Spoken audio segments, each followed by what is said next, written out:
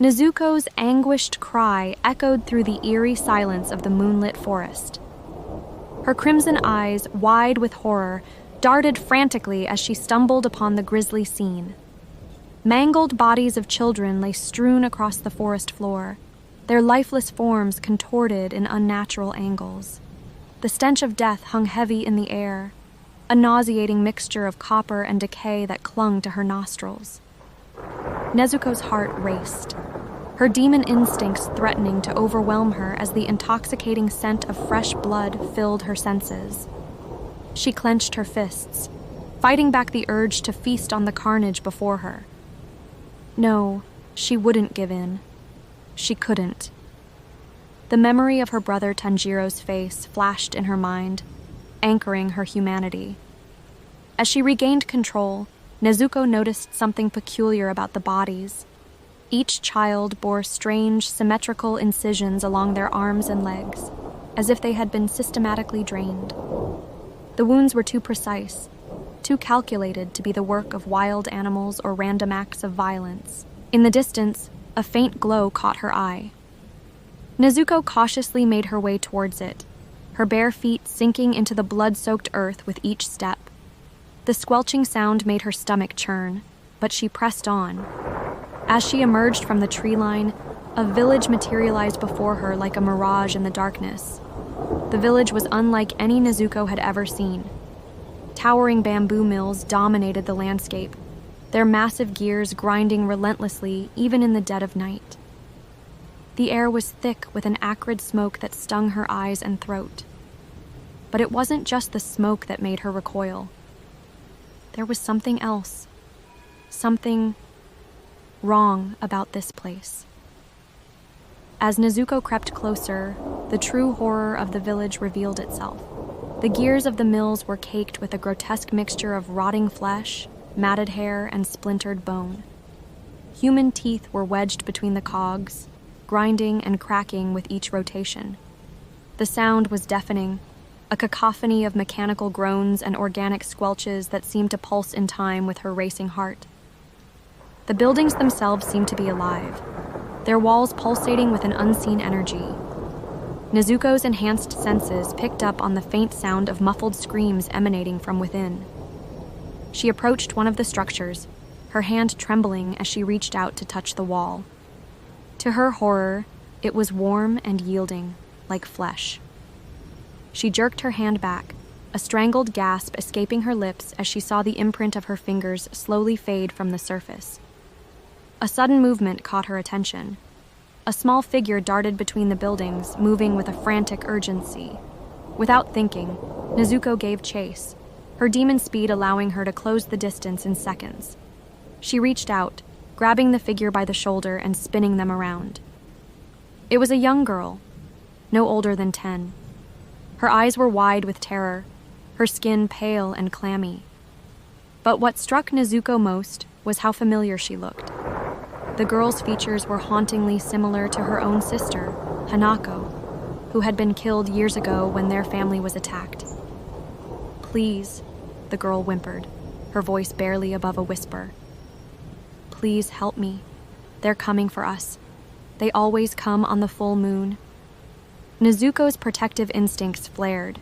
She knelt down, looking the girl in the eyes. "Who's coming? What's happening here?" The girl opened her mouth to respond, but her words were drowned out by a sudden deafening siren. The sound reverberated through the village, causing the very ground to tremble. The girl's face contorted in terror. "They're here! The bamboo witches!" Before Nezuko could react, chaos erupted around them. Villagers poured out of the buildings, their faces masks of terror and resignation. Among them strode figures cloaked in shadows, moving with an unnatural grace. Their hands ended not in fingers, but in razor-sharp bamboo shoots that glinted menacingly in the moonlight. One of the figures approached a cowering villager, its bamboo fingers elongating and wrapping around the man's throat. With a sickening crunch, it lifted him off the ground. Nezuko watched in horror as the bamboo shoots burrowed into the man's skin, pulsating as they drained him of blood. Within seconds, the villager was nothing more than a desiccated husk, discarded like trash. Nezuko's blood boiled with rage. She lunged at the nearest cloaked figure, her demon strength propelling her forward with inhuman speed. Her fist connected with a satisfying crunch, sending the assailant flying backward into one of the pulsating buildings. But as it hit the wall, something unexpected happened. The building seemed to absorb the impact, its fleshy surface rippling and then engulfing the figure entirely.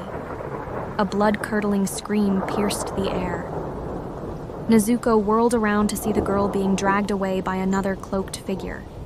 Without hesitation, she gave chase, her feet barely touching the ground as she pursued them through the twisting alleys of the village. The chase led her to a massive structure at the center of the village. Unlike the other buildings, this one was made of solid bamboo, its walls so densely packed that not even a sliver of light escaped. As Nezuko approached, the doors swung open of their own accord, revealing a sight that would haunt her for years to come. Inside was an orphanage, but one born from the depths of hell itself. Children of all ages were crammed into tiny cages, their emaciated bodies covered in cuts and bruises. The walls were lined with grotesque dolls, their stuffing spilling out to reveal clumps of blood-soaked bamboo fibers. The air was thick with the metallic scent of blood and the sickly sweet odor of decay. At the center of it all stood a woman, her eyes wild with a mixture of grief and madness. This was Hana, the mastermind behind the horrors of the village. Her once beautiful face was now a patchwork of scars and bamboo growths, a testament to her own twisted experiments. "Welcome, demon child," Hana's voice rasped, a sound like dry leaves scraping against stone. "Have you come to join our little family?" Nezuko's eyes narrowed, her body tensing for a fight. "What have you done to these children?" Hana's laugh was hollow, devoid of any real mirth. "Done? I've given them purpose, my dear. Their blood, their fear. It's the key to bringing back what was lost." As she spoke, Hana gestured to a large pool behind her. The liquid within pulsed with an otherworldly light, fed by tubes connected to the caged children. With growing horror, Nezuko realized that the pool was filled not with water, but with blood. "My son," Hana continued, her voice breaking. "He was taken from me, but with this, I can bring him back. The blood of the innocent, harvested at the peak of their terror, it has power beyond your imagination." Nezuko's mind reeled, struggling to comprehend the depths of Hana's madness. But she had no time to process it all. The doors behind her burst open, revealing a group of men wielding monstrous chainsaws. Where the blades should have been, rows of sharpened bamboo teeth whirred menacingly. The fight that ensued was a blur of violence and gore. Nezuko dodged and weaved, her demon reflexes allowing her to stay just ahead of the deadly blades. But for every attacker she took down, two more seemed to take their place. As she fought, Nezuko felt something stirring within her, a power she had never tapped into before.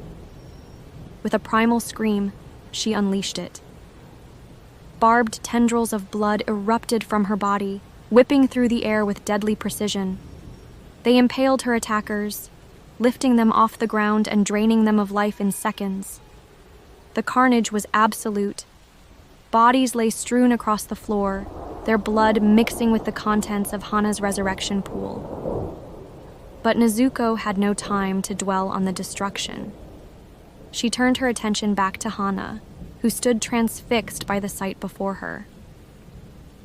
"You're a monster," Hana whispered. But there was a note of admiration in her voice. "Just like me." Before Nezuko could respond, the ground began to shake. The blood from the pool started to rise, forming a grotesque shape. To Nezuko's horror, she realized it was taking on the form of a child, Hana's dead son. But something was wrong. The blood form twisted and writhed, its features contorting in agony. Hana reached out to it, tears streaming down her face. "My boy, my precious boy." In that moment of distraction, Nezuko made her move. She lunged forward, her blood tendrils wrapping around Hana and lifting her off the ground.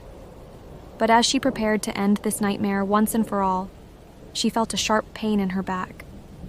Turning, she saw the girl she had tried to save earlier, now holding a bamboo dagger dripping with Nezuko's blood. The girl's face was a mask of sorrow and determination. "I'm sorry," she whispered, "but Mother needs you." Realization dawned on Nezuko as her strength began to fade.